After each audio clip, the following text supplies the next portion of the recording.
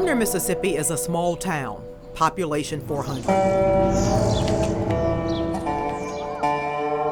Emmett Till was not murdered there, but it is where his killers were tried, and where tourists and school students will now come to learn how his death contributed to the civil rights movement. There were a lot of Emmett Tills throughout Mississippi, throughout the South, throughout the country. Years after his death,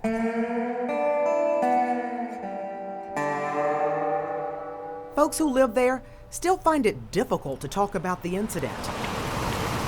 Others question if the Interpretive Center is even necessary. Mamie Till had the boldness to say, no, we're not just going to bury him in Mississippi. The center's director explains why it's so important. When we understand our history and we understand the systems that allowed this type of thing to happen, we understand how we can move forward. Our story begins in the summer of 1955. Emmett Till was 14 years old when he traveled from Chicago to Money, Mississippi. He came to visit his uncle, a preacher in the Mississippi Delta.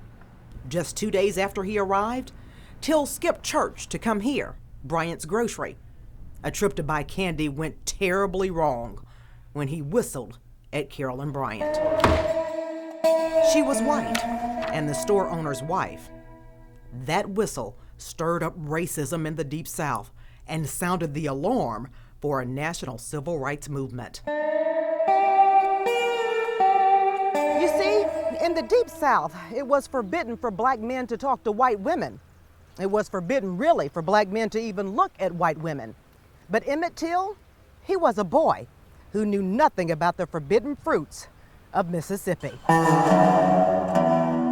Hours after Till whistled at Carolyn Bryant, her husband, Roy Bryant, and his half-brother, J.W. Milam, decided the teen should be taught a lesson. In the middle of the night, they burst into his uncle's home, put a sheet over Till's head, and threw him into the back of a pickup truck. They drove Till to a barn in Drew, Mississippi. They beat and pistol whipped him. Next, they drove him to a shed behind Milam's home, which used to sit here in Glendora, Mississippi. They beat him some more, gouged out one of his eyes before shooting him in the head. They tied a 70-pound cotton gin fan around his neck and threw his body into the Tallahatchie River. Days later, fishermen found Till's body, bruised and disfigured, only recognizable by a ring on his finger. Roy Bryant and Milam were indicted for murder. The courthouse was packed for their trial. The all-white male jury acquitted them, said they did not believe white men should be given life in prison for killing a black man. Those men who sat in that chair didn't think they were doing anything wrong. Back in Chicago, Emmett Till's mother requested an open casket funeral. She wanted the world to see what happened to her son.